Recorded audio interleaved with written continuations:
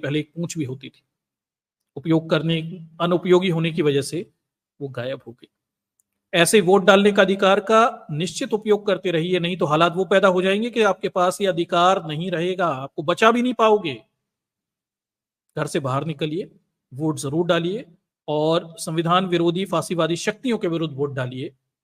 Vote for Indian constitution, संविधान को बचाने के लिए वोट करिए, निश्चित रूप से करिए। चलिए, तो हमारी जो रिव्यू स्टोरी है उसे हम वहां पे मूल्यांकन पर लेते हैं। उस बच्चे की बात करते हैं जिसने अपनी परीक्षा टॉप की और उसे नहीं पता था, बस उस छोटी बच्ची को ये नहीं पता था। बोर्ड एग्जाम टॉप करने वाली बच्ची, छोटी बच्ची कितनी उम्र की होती है आप कुछ समझिए। उसे नहीं पता था कि परीक्षा टॉप करके वो अपने लिए जहन्नुम नर्क के दरवाजे खोल रही। और अब वो ये कह रही कि मेरे 2-4 नंबर कम आ जाते, मैं टॉपर नहीं होती, सेकंड थर्ड टॉपर होती, तो पेपर में मेरे फोटो नहीं छपते, लोग मेरे चेहरे को, शक्ल को लेकर बॉडी शेमिंग तो नहीं करते। आप सोच के देखिए, आप ऐसे लोकतंत्र में रह रहे हैं, आप इस तरह की ट्रोल सिस्टम में रह रहे हैं, इस तरह के पुरुषवादी विकृत मानसिकता वाले समाज में रहते हैं, जहां छोटी बच्चियों को उनकी शक्ल के आधार पे, उनके शरीर की कुछ कमियों के आधार पे ट्रोल किया जाता है। वो भी तब जब उस बच्ची ने टॉप किया है। मतलब आप क्या चाहते हैं एक बच्ची से, एक माँ बाप के रूप में, एक देश के रूप में हम अपने बच्चों से क्या चाहते हैं कि पढ़ने में सर्वश्रेष्ठ हूं, टॉपर हूं। और बच्चा और कर भी क्या सकता है, वो अपने स्कूल अवस्था में ज्यादा से ज्यादा टॉप यानी सबसे अच्छे मार्क ला सकता है, उसके बाद भी उसे अपमान भोगना पड़ रहा है। सोशल मीडिया उसे ट्रोल कर रहा है, उसके चेहरे को लेकर, उसके चेहरे पे कुछ तत्वों को लेकर, उसकी बनावट को लेकर यहाँ तमाम सारी उसकी बॉडी शेमिंग की जा रही है। तो ये समाज की हकीकत है जो मैं आपके सामने रखता हूं। ये आज की खबर है, बड़ी दुखद खबर है। ये उतनी दुखद है जैसी बाकी की खबरें हुआ करती हैं इस देश में, पर इस पर कोई बात नहीं करेगा। इट इज वेरी कॉमन, हमारे देश में बॉडी शेमिंग एक बड़ी कॉमन चीज है। हम सभी जाने अनजाने इस तरह की बॉडी शेमिंग में कहीं ना कहीं शामिल भी रहते हैं, कई बार जानबूझकर, कई बार अनजान। लेकिन ये जो खबर है ये जानबूझकर वाली, अनजाने में की गई। समझ में आया कि इस देश में आप जहां रहते हैं वहां संस्कृति व्यवस्था इस प्रकार की है कि आपके शब्द भाषा, वो इस पर कई सारे उदाहरण इस तरह के बने हुए हैं जहां बॉडी शेमिंग ऑटोमेटिकली किसी ना किसी की हो ही जाती। ठीक, लेकिन जानबूझकर बाकायदा प्रचार तंत्र चलाकर, ट्रोल आर्मी चलाकर एक महिला की, क्योंकि वो बच्ची है, किसी ऊंची जात की सवर्ण महिला की लड़की ने या लड़के ने टॉप किया होता तो बॉडी शेमिंग नहीं की जाती, कभी नहीं की जाती, क्योंकि एक लड़की है और सो कॉल्ड वो सर्वोच्च ऊंची जात से संबंध नहीं रखती है। शायद इसलिए बॉडी शेमिंग की जा रही है, आई डोंट नो, मैं इस पे दावा नहीं कर रहा हूं, लेकिन बॉडी शेमिंग तो हो रही है एक बच्ची की, और इसका दावा बीबीसी कर रहा है। क्या बात है, चलिए देख लेते हैं, इस थोड़े मामले को देख लेते हैं। देखिए, प्राची निगम यूपी बोर्ड की टॉप करने के बावजूद किस बात को लेकर अफसोस में। दर्शकों, ये जो बच्ची है प्राची निगम, इसने यूपी बोर्ड में टॉप किया है और अब ये अफसोस बता रही है कि इसके 2-4 नंबर कम आ जाते तो ट्रोल आर्मी से बच जाती, बॉडी शेमिंग नहीं होती, इसकी शक्ल को लेके लोग मजाक नहीं उड़ाते। सोच के देखिए, इस देश में एक बच्ची ये दुआ कर रही है कि काश उसके 2-4 नंबर कम आते, वो टॉपर नहीं होती, पेपर में फोटो नहीं छपता, तो लोग उसकी शक्ल का मजाक नहीं उड़ाते, बॉडी शेमिंग नहीं करते। This is what our democracy is, this is what our democratic system. आपने ये बनाया है, ये व्यवस्था बनाई है। भाई, होना क्या चाहिए था कि समाज को हम समानता, डॉक्टर अंबेडकर के समानता, स्वतंत्रता, न्याय, बराबरी और वैज्ञानिक दृष्टिकोण वाले समाज में परिवर्तित करते। इस घटिया समाज को जो हमें विरासत में मिला था, उसे हम समानता, स्वतंत्रता, न्याय और बराबरी और वैज्ञानिक दृष्टिकोण वाले समाज में परिवर्तित करते। हम लोगों को सिखाते कि सब बराबर हैं, कोई ऊंचा नीचा नहीं है, किसी को शक्ल, चेहरे, मोहरे और तमाम चीजों पर जज नहीं किया जाना चाहिए। हर व्यक्ति को उसकी योग्यता के आधार पर समाज में महत्व देना चाहिए। These were the norms which we needed to be establish. इन्हें हमें स्थापित करना था, संविधान यही करवा रहा था। इसके विरुद्ध में धर्मांध शक्तियों ने, जातिवादी ताकतों ने समाज को क्या बनाया? यहां भेदभाव है, जातिवाद है, असमानता है, ठीक, और साथ में लोगों को उनके चेहरे, मोहरे, और उनके नाक, नक्श और शरीर की कमजोरियों के आधार पर उन्हें डिस्क्रिमिनेट करना, उनके साथ दुर्व्यवहार करना, ये सब सीख लिया हमने। आया कहां से? वहीं से आया, वहीं से आया जो कुछ लोग सर्वोच्चता का दावा करते हैं पैदाइश के आधार पे। ये विचार वहीं से आता है। ये विचार वहीं से आता है कि कुछ लोग अपने त्वचा के रंग के आधार पर दूसरों को कम बताते हैं। ये विचार वहीं से आता है कि कुछ लोगों के पास साधन संपन्न है, पैसे हैं, इतनी संपन्नता है कि अपने शरीर की कमजोरियों को वो ढाक सकते हैं, सुधार सकते हैं, इलाज करवा सकते हैं। ये वहीं से आता है। और दूसरे कमजोर लोगों को वो खराब बता सकते हैं। तो चलिए हम देखते हैं प्राची निगम की ये पूरी कहानी क्या है, क्या स्टोरी है, क्या स्थिति है और इस बच्ची को क्या परेशानी। चलिए देखते हैं। देखिए, तो दर्शकों, बात सिर्फ इतनी है कि ये बच्ची प्राची निगम है, यूपी बोर्ड की टॉपर है। और अगर आप बॉडी शेमिंग किस मुद्दे को हो रही है, बात सिर्फ बड़ी सिंपल सी है कि ये बच्ची है और इस बच्ची के चेहरे को लेकर यहाँ बॉडी शेमिंग की जा रही है। मात्र छोटे से बाल हैं जो कि 10वीं 12वीं की बच्चियों के चेहरों पर अक्सर होते हैं और ये उम्र के साथ चले भी जाते हैं। पर इस बच्ची के चेहरे पर मुंह क्या बोलते हैं, हल्के थोड़े से बाल हैं और इन बालों को लेकर यहाँ बॉडी शेमिंग की जा रही है। जैसे पुरुषों की मूछें होती हैं उस तरह के छोटे छोटे बाल हैं। एक बड़ी कॉमन है ये जो एडोलेसेंट एज होती है, जब बच्चे क्या बोलते हैं युवा होने के दौर में रहते हैं, तो कई प्रकार के उनके अंदर हार्मोनल चेंजेस होते रहते हैं और इसी से प्रभावित होकर कुछ बच्चों के चेहरों पर थोड़े ज्यादा बाल होते हैं और ये समय के साथ चले भी जा सकते हैं, अन्यथा इलाज के जरिए सुधरवाया जा सकता है। लेकिन बचपन में इनके इलाज नहीं होते, ये भी ध्यान रखिए। ठीक, तो इस बच्ची की तमाम योग्यताओं को दरकिनार करके इसके चेहरे, शक्ल और एक कमजोरी की वजह से, इसके चेहरे पर जो बाल हैं उनकी वजह से, जो मूंछों जैसे बाल हैं उनकी वजह से सोशल मीडिया पर इसकी ट्रोलिंग हो रही है, बॉडी शेमिंग की जा रही है। इस बात को भुला करके इसने यूपी बोर्ड में टॉप किया हुआ है and she is a girl, लड़की होकर टॉप किया हुआ है। हमारे समाज में महिलाओं को पढ़ने के अधिकार भी नहीं थे और पढ़ने लगी तो अब नाक, नक्श, चेहरे और आदि के आधार पर उनकी ट्रोलिंग तक ये समाज करता जा रहा है। तो ये समाज है आपका घटिया समाज, जातिवादी भेदभावपूर्ण समाज।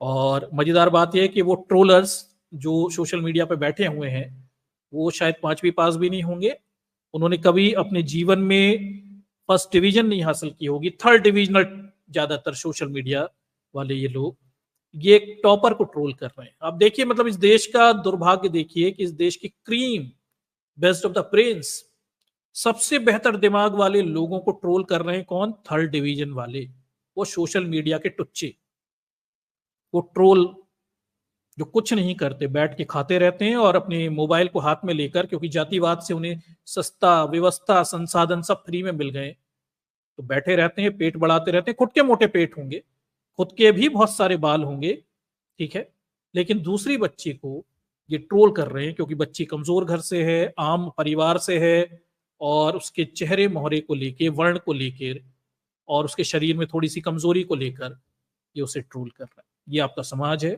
और इस समाज को मैं लानत देता हूं। यार, इतने बुरे दिन आ गए तुम्हारे कि बच्चियों तक को तुम ट्रोल करने लग गए। अभी तक तो धर्म के आधार पर ट्रोल होते थे, जाति के आधार पर ट्रोल कर रहे थे, ठीक है, अब इतने बुरे दिन आ गए कि बच्चियों के चेहरों पर और उनके बालों को लेकर भी ट्रोल कर रहे हो। ठीक, खुद को देखो भाई, खुद भी जाकर नाई के यहाँ जाकर बाल कटवा के आते हो ना, मूछों के, दाढ़ियों के और अन्य जगह के। ठीक, खुद भी बढ़ा के देख लीजिए, आपका चेहरा भी वैसा ही हो जाएगा।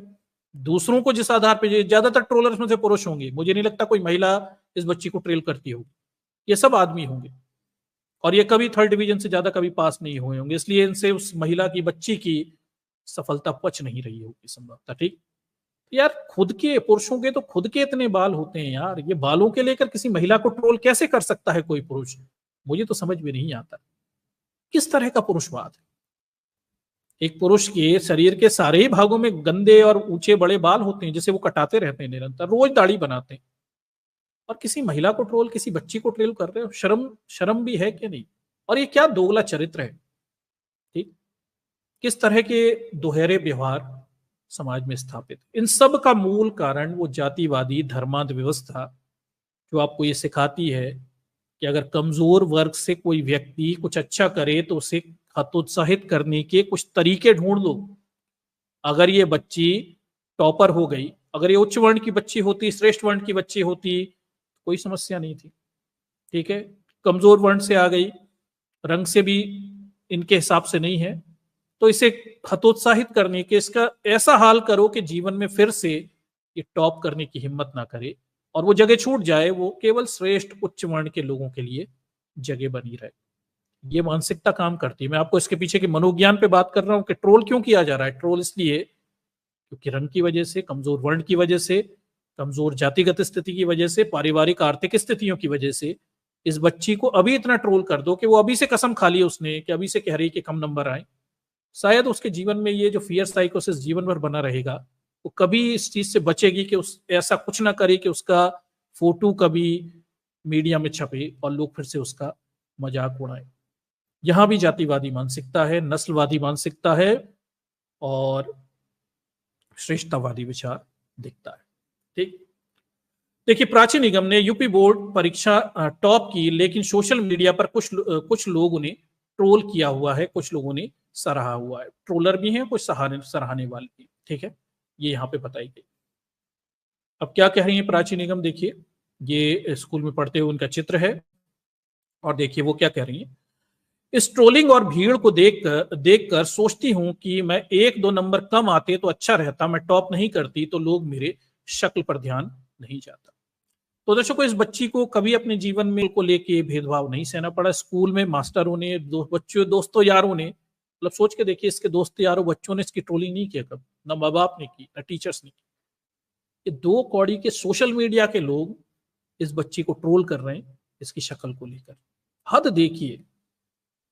और ये जो सोशल मीडिया वाला जो गंदा समाज है ना, उसकी मनोविकृति देखिए। मतलब किसी को प्रेस नहीं कर सकते तो बच्चियों तक को ट्रोल करोगे क्यों? क्योंकि वो आपकी मानसिकता से मेल नहीं खाती। आपके जो प्रोटोटाइप है, जो आपकी आइडियल स्थिति है, जो आपने समाज में बना दी, मतलब एक 10वीं की बच्ची को भी अब कैसा होना पड़ेगा, वो वैसा जैसा आपने समाज में एक खांचा तैयार कर दिया है। बेचारी बच्चियां भी अब उस पर ध्यान दें। ठीक, क्यों? क्योंकि आपको वैसे महिलाएं पसंद है, तो अब इन्हें वैसे बनना चाहिए जैसे वो गंदी मानसिकता के पुरुष चाहते हैं। क्या समाज है। ठीक, तो ये इनका स्टेटमेंट है प्राची निगम का। आगे वो क्या कह रही है, आगे देखिए। हाँ, फिर देखिए, इस इंटरव्यू में ट्रोलिंग पर ज्यादा बात हो रही है। मैं कैसी दिखती हूँ, मुझे पिछले 1 हफ्ते में लोगों ने पूछ पूछ कर नोटिस करा दिया है। मुझे जब शुरू जरूरत लगेगी तब मैं अपना इलाज करवा लूंगी, पर अभी मैं अपना ध्यान पढ़ाई पर फोकस करना चाहती हूँ। देख लीजिए, ये बच्ची ये भी कह रही है, मतलब इंटरव्यू और सब जगह वही की शक्ल को लेकर बात हो रही। हद है यार, समाज की विकृति की भी हद है। ठीक, आगे देखिए। प्राची ने सोशल मीडिया देखना बंद कर दिया है। सोच के देखिए, कोई बच्ची टॉप करती है, पूरे न्यूज में उसकी खबरें आती हैं, वो बच्ची ने सोशल मीडिया से दूरी बना ली है क्योंकि इसकी शक्ल को लेकर, उसकी शक्ल के चेहरे पर कुछ बालों को लेकर ये समाज मजाक उड़ा रहा है। किसी बच्ची के लिए मेरे ख्याल से इससे दुखद सफलता के नतीजे नहीं हो सकते। ठीक, चलिए, तो ये सारी चीजें हैं, और भी डिटेल है। माँ बाप ने उसका सपोर्ट किया हुआ है, उन्होंने बताया हुआ है कि उन्हें उनकी बच्ची से कोई परेशानी नहीं है। ऑब्वियसली 8वीं 10वीं की बच्चियां सब ऐसे ही रहते हैं बच्चे, और हर माँ बाप, कोई माँ बाप उनकी शक्ल सूरत और इन सब चीजों पे ध्यान नहीं दिया जाता। ट्रोलर्स हैं बच्ची में भी, छोटी बच्ची, इस छोटी बच्ची में भी एक महिला को, आदर्श महिला को तलाश रहे हैं। स्टीरियोटाइप, शायद यही शब्द इस्तेमाल करते हैं। बोले ये छोटी बच्ची से भी अपेक्षा है कि वो कैटरीना करीना जैसी स्टीरियोटाइप हो जाए और टॉपर भी हो जाए। ये विकृत मानसिकता जो पुरुषवाद की है सोशल मीडिया पर, उसका ये टिपिकल उदाहरण है कि बच्ची से भी आपको ये अपेक्षाएं अब रखने लगी। हद हो गई है। तो मतलब समाज के घृणित व्यवहार की चरम स्थितियां। चलिए, माँ बाप उसके साथ में हैं और टीचर्स भी उसके साथ में हैं, और उसने खुद भी कहा स्कूल में और इन सब चीजों को लेकर कभी भी उस पर बात नहीं की गई। उसके चेहरे पर जो बाल हैं, उसके लिप्स के ऊपर जो बाल हैं, उनको लेकर कभी किसी ने उसको इस तरह की बात नहीं की। और सोशल मीडिया पर सलाहें दी जा रही हैं, पढ़ाई लिखाई को छोड़कर ज्ञान बांटा जा रहा है। ठीक, क्या समाज है। चलिए, प्राची के क्लासमेट्स ने ट्रोलिंग के विरोध में कैंपेन चलाया। स्कूल कॉलेज के लोग उसके ट्रोलिंग के विरोध में कैंपेन चला रहे हैं। ठीक है, आगे देखिए। इस समय बॉडी शेमिंग का असर बच्चों पर बहुत गहरा पड़ता है, जिसकी वजह से बहुत सारे बच्चे डिप्रेशन में चले जाते हैं। उनमें हीन भावना पैदा हो जाती है और वो खुद को सेल्फ हार्म करने की कोशिश करते हैं। ऐसे में टीचर और माता पिता की जिम्मेदारी है बहुत बढ़ जाती है। डॉक्टर नेहा आनंद है, वरिष्ठ मनोवैज्ञानिक है, बताते हैं कि बॉडी शेमिंग किस तरह से एक बच्चे का पूरा कॉन्फिडेंस खराब कर सकती है और इसे इतनी नुकसान में पहुंचा सकती है। ठीक, तो ये आज की एक और न्यूज थी जो चर्चाओं में मैंने यहाँ से रखी हुई है। और थोड़ा ध्यान दीजिए इस पूरे मुद्दे पर। हमारे समाज की मनोविकृतियों पर हमें बात करनी है ताकि लोगों तक जाए कि जाने अनजाने भी हमें बॉडी शेमिंग नहीं करनी चाहिए, किसी की भी नहीं करनी चाहिए। ठीक है, किसी की भी नहीं करनी चाहिए। और कई बार हम अनजाने में भी कर देते हैं। ठीक है, तो उसके लिए भी हमें ध्यान रखना चाहिए, अवेयर होना चाहिए। और मैं ये नहीं कहता कि मैं मेरे से नहीं होती, मैं भी समाज का हिस्सा हूँ, उसी व्यवस्था का हिस्सा हूँ। और हमारी छोटे अंबानी की शादी हुई थी तो गलती से मेरे से भी 2-4 शब्द निकल गए थे। ठीक है, लेकिन बाद में मुझे उस बात को रिग्रेट भी हुआ कि यार वो ठीक है, वो जो भी है वो तो शारीरिक है, हमें बॉडी शेमिंग नहीं करनी चाहिए, अनजाने में भी नहीं करनी चाहिए। ठीक है, अब छोटा अंबानी वो हाथियों की बात कर रहा था तो तब थोड़ी सी बात थी, लेकिन मैं उस चीज के लिए खुद को भी सॉरी हमेशा कहता रहता हूँ। बॉडी शेमिंग नहीं करनी चाहिए, इट इज वेरी बैड। ठीक है, और किसी भी सूरत में नहीं करनी चाहिए। ये हमारी संस्कृति का हिस्सा है, हमारे भाषा, शब्दकोश और शैली में इस तरह से समा गया है कि हम ना चाह कर भी कुछ बोलते हैं तो वो निकल जाता है। ठीक, किसी की शारीरिक बनावट को लेके, किसी के रंग रूप को लेके, किसी की शरीर की कमजोरियों को लेके, किसी के ज्ञानी अज्ञानियों को लेके।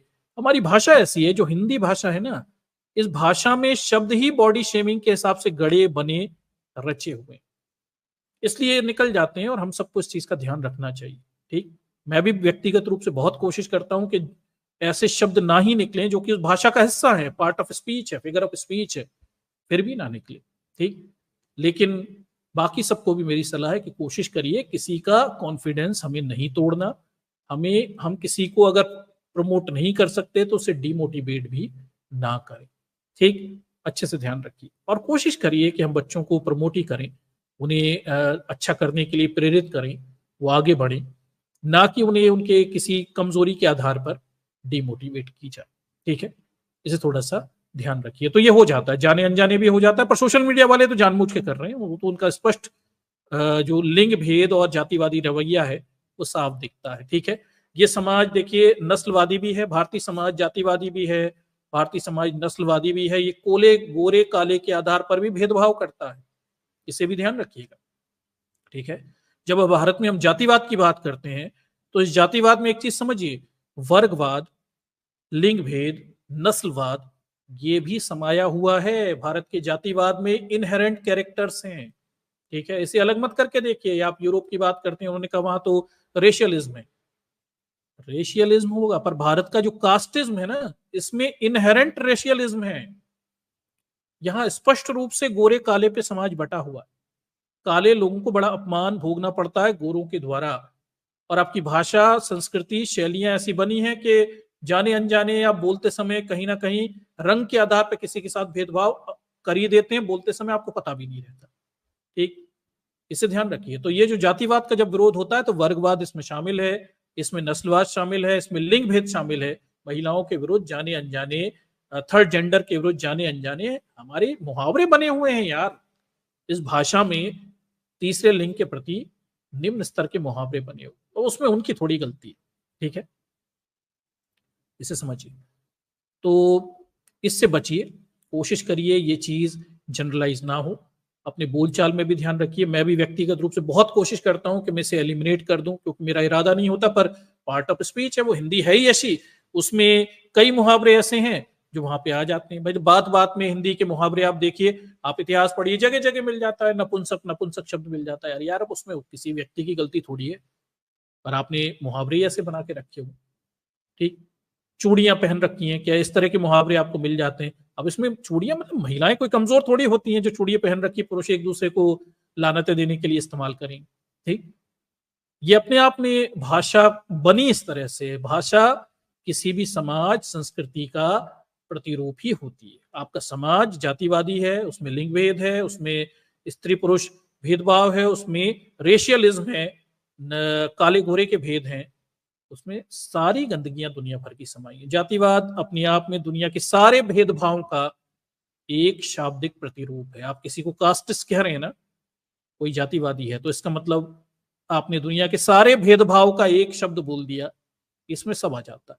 ठीक, इसलिए जातिवाद दुनिया में सबसे वर्स्ट है। नस्ल भेद से भी वर्स्ट, लिंग भेद से भी वर्स्ट, और काले गोरे के भेद से और अन्य प्रकार के भेदभाव सबसे वर्स्ट जातिवाद है, क्योंकि इसमें सब कुछ पहले से इंक्लूडेड हो जाता है। इसे थोड़ा समझिएगा, क्योंकि इसमें सारी मानसिकताएं एक ही जगह इनहेरेंट हो जाती। ठीक है, तो बचिए, मैं भी कोशिश करता हूं, उससे बहुत कोशिश करता हूं ये सब ना निकले। पार्ट ऑफ स्पीच के कई बार निकल जाते हैं, पर मैं उसके लिए रिग्रेट करता हूं और मैं इसे स्वीकारता भी हूं। मेरे जीवन में मैंने हमेशा एक चीज रखी कि यार जो गलत बोल दिया, लिख गया, एक्सेप्ट कर लो, सुधरेगा तभी जब हो जाएगा। और हम भी समाज से निकले हुए लोग हैं, हम भी वही भाषा बोलते हैं, और हमारी भाषा की शैली, हम संस्कृति की शैली और पैदाइश के साथ ये सारी गंदगियां बोलचाल में हमें मिली हैं। तो हम इससे थोड़ा बचाएं और सुधारें, आने वाले बच्चों को भी समझाएं कि ये चीजें हमें नहीं करनी। तो इससे बचिए, बॉडी शेमिंग से बचिए, बहुत गंदी चीज है, किसी का अपमान मत करें। चलिए, तो ये एक हमारी स्टोरी थी, और इसके बाद एक और हमारी जो स्टोरी रहेगी वो ईवीएम से संबंधित है। ईवीएम